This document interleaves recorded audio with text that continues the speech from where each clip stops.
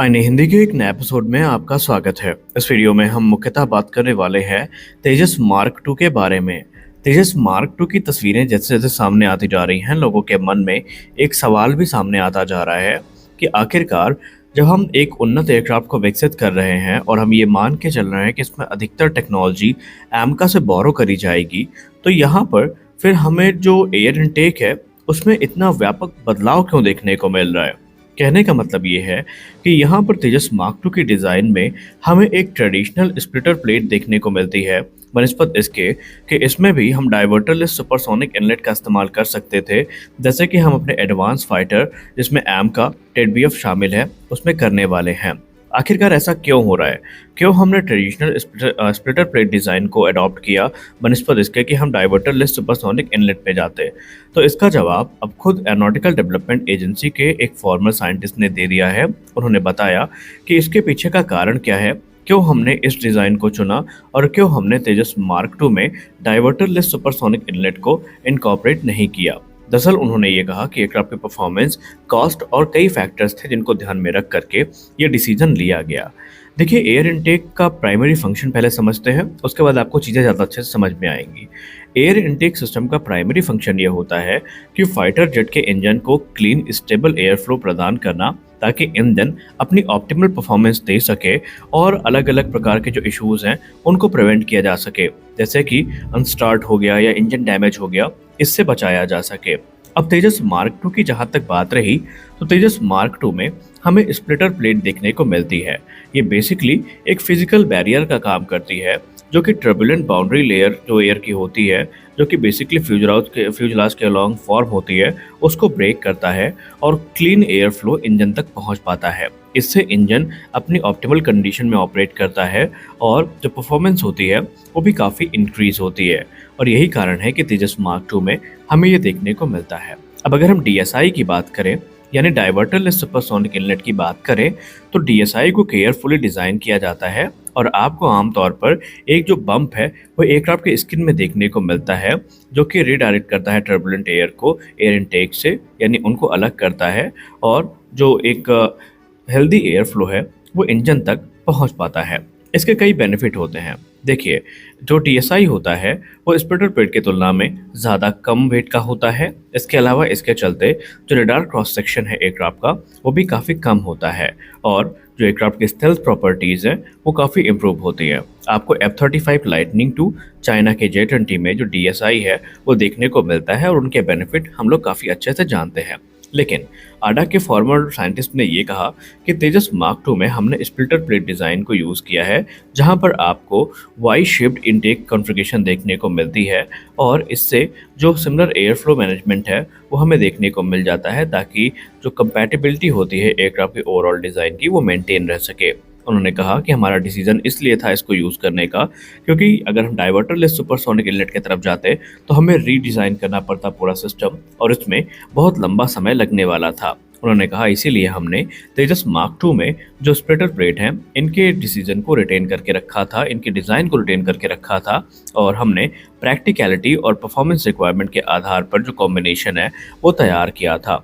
उन्होंने ये भी कहा कि जो स्प्लिटर प्लेट है ये इफेक्टिवली जो टर्बुलेंट बाउंड्री लेयर होती है एयर की, बेसिकली उसको आइसोलेट करता है, ताकि इंजन को अच्छा एयर फ्लो हमें मिल सके।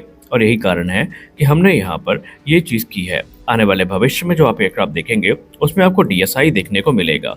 डीएसआई का एक क्रिटिकल एडवांटेज ये होता है कि वेट को काफ़ी कम करता है और एयरक्राफ्ट की फ्यूजलाज में या एयरक्राफ्ट के स्क्रीन में इसका जो इंटीग्रेशन है वो काफ़ी स्मूथ हो जाता है।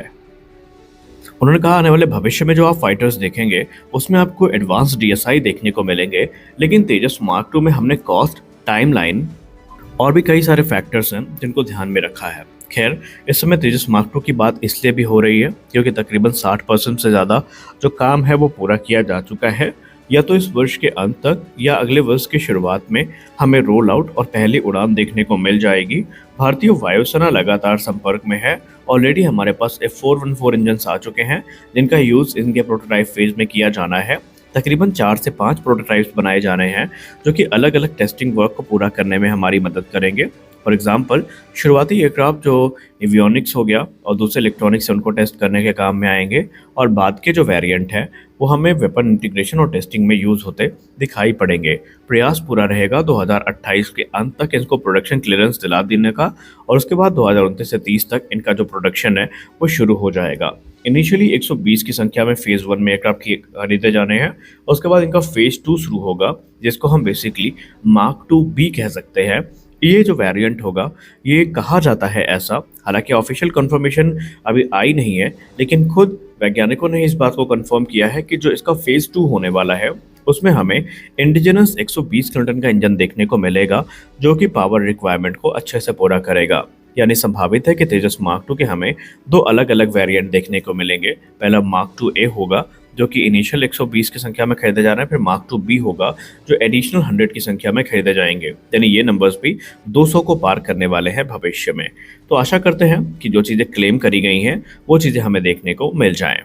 हमने कल ही डिफेंस न्यूज़ की वीडियो में आपसे बात करी थी कि अर्मेनिया भारत से काफ़ी बड़े पैमाने पर मदद मांग रहा है, और उनकी मदद अब सिर्फ मिसाइल या ड्रोन्स तक ही सीमित नहीं है। अर्मेनिया ने भारत से जो रिसेंट रिक्वेस्ट करी है उसमें भारत का जो Su-30 एयरक्राफ्ट है या Su-30 MKI है, इस कॉन्फ़िगरेशन का अपग्रेड अर्मेनिया अब भारत से चाहता है। आप सबको पता है कि अर्मेनिया और अजरबैजान में जो युद्ध है वो चला था, और उस दौरान अर्मेनिया को काफ़ी नुकसान उठाना पड़ा था। अब क्योंकि अजरबैजान को पाकिस्तान और तुर्की जैसे देश डायरेक्ट सपोर्ट करते हैं, और अजरबैजान भी भारत के मामले में कुछ ज़्यादा ही इंटरफेयर करने की कोशिश कर रहा है, इसीलिए अब डिफेंस कम्युनिटी में ये डिबेट ट्रिगर हुई है कि भारत सरकार को बिना सेकेंड थॉट के अर्मेनिया की हर यथासंभव मदद करनी चाहिए। जैसे कि हमने अभी Pinaka multi barrel rocket launcher system, Akash surface to air missile system Armenia को दिए हैं, और संभावित है कि जैसे हालात चल रहे हैं आने वाले भविष्य में अर्मेनिया को अगर ब्रह्मोस सुपरसोनिक क्रूज मिसाइल मिल जाती है तो इसमें भी हमें कोई आश्चर्य नहीं होना चाहिए। खैर वो तो बात की बात है, लेकिन अर्मेनिया इस समय जिस चीज़ के लिए सबसे ज़्यादा आतुर है, सबसे ज़्यादा इंटरेस्टेड है, वो ब्रह्मोस नहीं है, बल्कि वो है भारत की बियॉन्ड विजिबल रेंज मिसाइल अस्त्र। अर्मेनिया चाहता है कि पहले भारत अर्मेनिया को जो अस्त्र मार्क 1 मिसाइल है वो Su-30 SM फाइटर जेट्स के लिए दे, ताकि इनकी BBR कॉम्बैट कैपेबिलिटी इंप्रूव हो सके। उसके बाद अर्मेनिया ने यह भी डिमांड करी कि भारत जो Su-30 कॉन्फ़िगरेशन तैयार कर रहा है, अर्मेनिया को भी ये प्रदान किया जाए। अर्मेनिया इसके लिए देख रहा है, क्योंकि उनका मानना है कि उनके एयरक्राफ्ट इस अपग्रेड के बाद काफ़ी पावरफुल हो जाएंगे और भविष्य के किसी भी कॉन्फ्लिक्ट के लिए खुद को तैयार कर सकते हैं। लेकिन भारत सरकार इसमें कितना मदद करेगी, कितनी परमिशन देगी, ये भारत सरकार ही जानती है। अभी तक आधिकारिक बयान इस पे सामने नहीं आया है, लेकिन हमें पूरा आशा है, हमें पूरी उम्मीद है कि अर्मेनिया की मदद के लिए भारत सरकार सामने आएगी, क्योंकि हमने अपने एडवांस वेपनरी जो है ऑलरेडी अर्मेनिया को सप्लाई करना शुरू कर दिया है। तो इस वीडियो में बस इतना ही, मिलते हैं अगले वीडियो में, तब तक के लिए जय हिंद।